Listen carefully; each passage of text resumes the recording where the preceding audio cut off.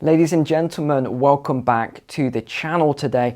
And the USA seems to be going from bad to worse. I remember months ago, so many of you of my subscribers are in the USA were saying absolutely no, Neil, we will never follow the trajectories of the UK and Europe because we are the greatest nation on earth. We have energy independence, we have a strong economy, strong manufacturing, housing market.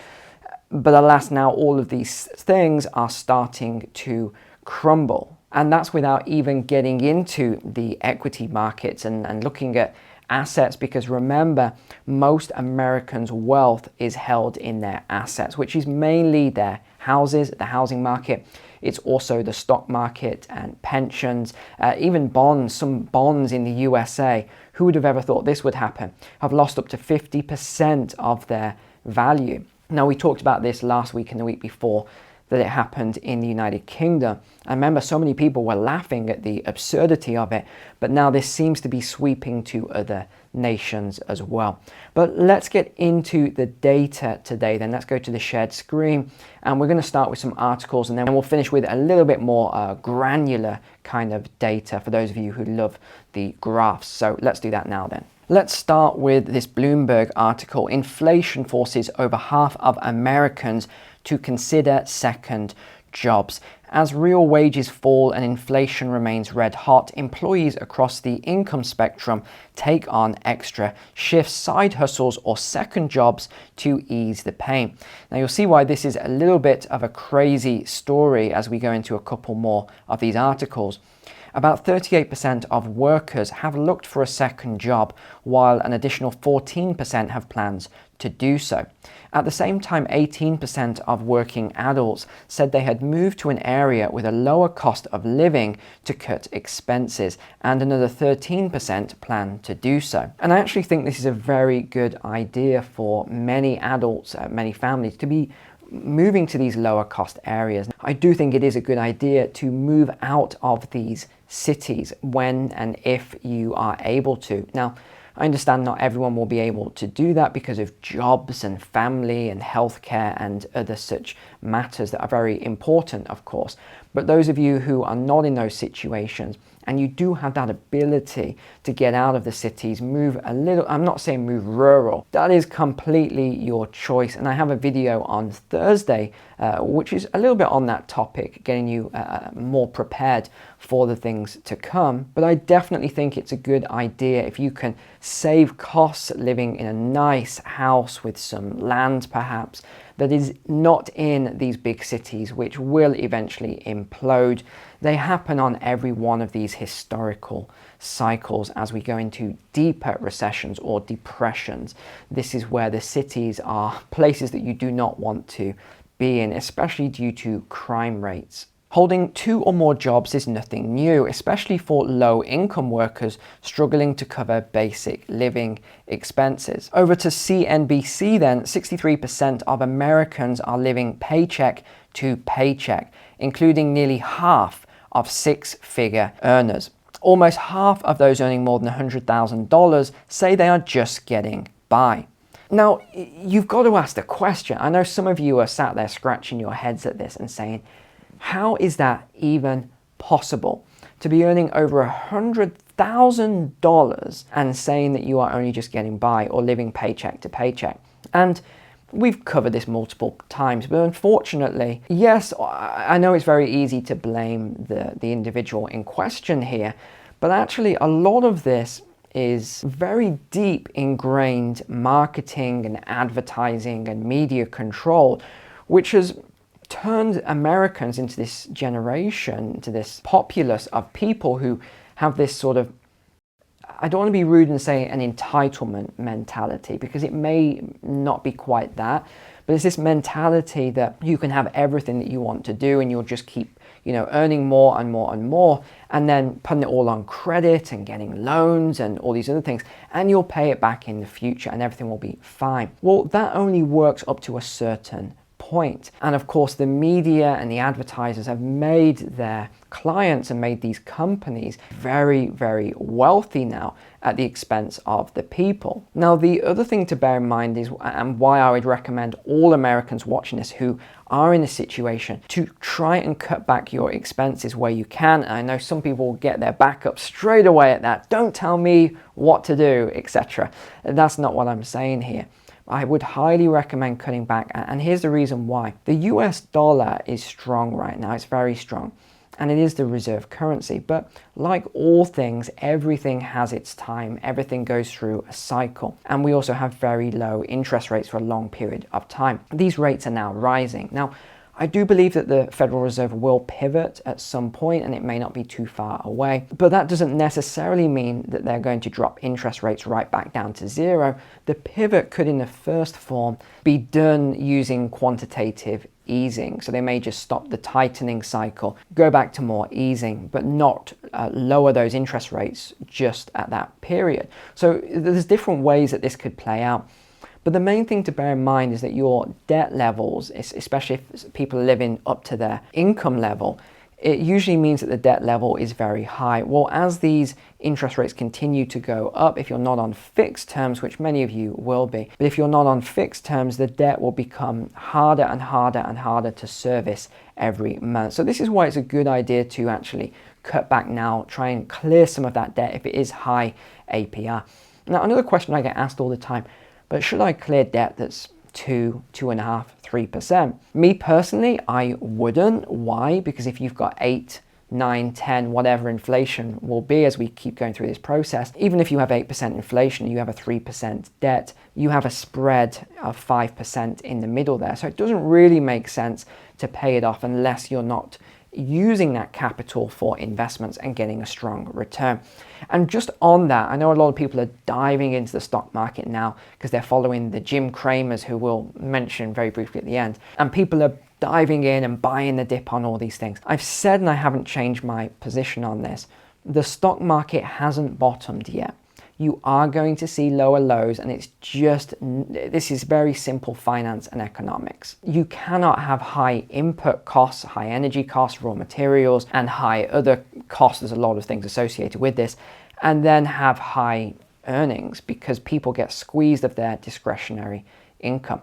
If you don't understand about the stock market and you invest in the stock market, I highly recommend that you take my stock market course. The link is below in the description. I can't recommend the course enough, and just look at, don't take my word for it, just read some of the testimonials on it, because some people have already dodged a lot of bullets just over the last couple of months alone, and they know now how to position themselves to actually profit and not lose all of their money as we go through this period.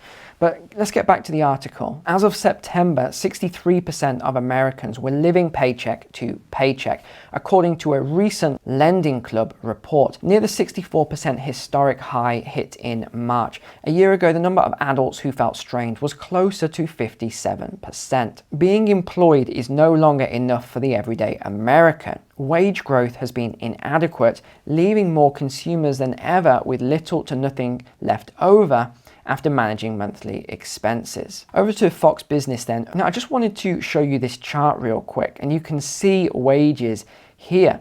So we have in red hourly wages after inflation down here at -3%, and then we have hourly wages at 5% here with this purple line, and then we have inflation with this blue line sitting at around 8.2%. But again, I think this is going to fool a lot of people because yes, inflation may dip down, and it probably will, but we do often see this second spike a little later on, especially from these temporary government programs, which you know and I know are never temporary. The typical US household is spending $445 more a month due to inflation. That is staggering, my friends. $445 is a lot of money. Consumer prices rose 8.2% in the last year, according to a September inflation report issued on Thursday by the US Bureau of Labor Statistics. That's near the highest level since the early 1980s. Given that inflation rate, consumers are paying $445 more per month to buy the same goods and services as they did a year ago, according to Moody's Analytics. But actually, it's worse than that if you think about it, because they're not talking here about shrinkflation, where you know and I know that they are reducing the size of the products, they're making the packaging bigger, and you're not getting as good a value. So it's worse than what they are saying here. There aren't a lot of great options to save money, financial advisors said. They largely include buying cheaper alternatives when possible and trimming discretionary expenses. Inflation for groceries hasn't been this high since the 1970s. Look at this, and actually it's probably higher than this figure they're putting on here because of the way they actually switch out the CPI products. They remove things like salmon, you know, very expensive fish. They put whitetail and all this sort of cheaper fish in. So it's probably higher than this. So I wouldn't be surprised if we're actually on par, or maybe not on par, but close to the 73 peak. And you can just look at this, cereals and bakery products. Again, we already knew this was coming because we covered it 6 months ago. Same with meats, poultry, fish and eggs. The rises we're seeing, and we know why. Dairy as well and related products. Well, yeah, as the feed gets more expensive, these costs have to be passed on, as well as the cull of a lot of herds. Sorry, not a complete cull, but a partial cull. Fruits and vegetables also going up in price. But I did want to show you this USA Today article. Energy price shuffle means no inflation relief. Winter utility bills to cancel gas savings. And the reason I want to talk about this is because I was trying to warn my American friends, my USA friends, that this was coming. But the general consensus was so strong out there that the USA would never follow the same path of other countries, and definitely wouldn't go the same way as the EU and the UK. But actually that's what we're seeing now. We are seeing these energy price rises, and even in natural gas, the thing that people thought would never happen in the USA. What about gas prices in terms of petroleum and diesel for vehicles? Again, people thought this would never happen. But this strategic reserve has been drained, and it is getting drained. And we're going to see a major issue in terms of gas prices for Americans very shortly. Bills for every type of fuel are expected to rise, with propane coming in at the low end with a 5% spike, while natural gas could soar 28%. But if winter proves 10% colder than expected, natural gas bills could surge 51%. So I just want you to think about what's been happening in Europe and how bad it's gone in Europe. Now look at this, 51% that could happen in the USA. Here's the diesel data then. Diesel demand is surging in the US while supplies remain at the lowest seasonal level ever, according to government data released on Wednesday. The shortage of the fuel used for heating and trucking, again, key one is trucking, is a key worry for the administration heading into winter and ahead of the November election. The USA has just 25 days of diesel supply, the lowest since 2008, according to the EIA, which is the Energy Information Admin. Retail prices have been steadily climbing for more than 2 weeks at $5.32 a gallon. They're 50% higher than this time last year, according to the AAA. Now, we also have another crucial article here from Market Insider, and this is talking about US home prices and how they could plunge 20% by next summer as a housing recession kicks in. Now, the reason this is so important is because the housing market is responsible for a huge amount of US GDP. Now, you start losing value out of the housing market, and this brings down GDP at a rapid rate. Now, already we're seeing house prices down 5% since May, so that's not a lot of time, and they may slump by another 20% by mid-2023. Now, the Federal Reserve has actually indicated that they want this. They are glad that house prices are coming down. Shepherdson and his team estimated that seasonally adjusted existing home prices slid by 0.7% in August, the third monthly decline in a row. Now, I would agree with this statement. The very low level of inventory means that a headlong collapse in prices is unlikely, but they still expect a decline of 20%. Now, I'm not going to comment on the percentage amount because I've already done a very detailed video on the sort of collapse in house prices and how I see it going. But I do agree with this, that inventory is so low, and because of that, it is holding up the market somewhat. Now, this is really interesting, and for those of you who've been following for a while, you'll remember what I said about the 6% mortgage rate. And I said once we get to this 6% rate, and I said 7 at the absolute max, but you're going to start seeing the signs at 6%, you're going to see the housing market start to come down because it squeezes out affordability. But this isn't just happening in the USA, this is happening everywhere. Sorry, I don't mean every single country in the world. In each country that we're seeing the central bank interest rate rise, therefore pushing up mortgage rates, and therefore, I mean, every 1%, you've got to think, 1% pulls a huge amount of discretionary income or spending availability from a normal household budget. So you start going up 2, 3, 4% in terms of these mortgage rates. You think about that on a monthly basis. And it reminds me of so many people who, not to criticize, but they were saying before when I was making certain videos that, you know, it's best to just fix for 2 years and 3-year fixed rates. And these are mainly UK Europeans. And I said, absolutely not. You're never going to see interest rates for mortgages this low again, probably in your lifetime. If you can get 2 or 3% fixed, fix it for as long as possible. And that is difficult in UK Europe because you often only get up to 5 years. But there are 10-year products. I got a 10-year product myself at I think it was 2.4%. I have another one at 1.9%. I fixed these for as long as I possibly could. And I laughed when the broker tried to tell me I should only fix it for 2 or 3 years and then they can renew it in 2 or 3 years, maybe at a lower rate. I laughed because I knew this was ridiculous and they wanted to get an extra fee in 2 or 3 years. So you always want to fix these products for as long as possible, because what's going to happen is people's mortgages are going to come up for renewal now, and they're not going to be able to afford to actually pay this, or if they, especially with the energy costs as well coming in, food costs coming in, wages not keeping up, you're going to see a lot of very deep challenges, maybe some bankruptcies, maybe a lot of foreclosures as we go through this crisis. We also have to look at US manufacturing. Downshifts as orders shrink according to the ISM data, which is down to 50.9. So this is the lowest level since May of 2020.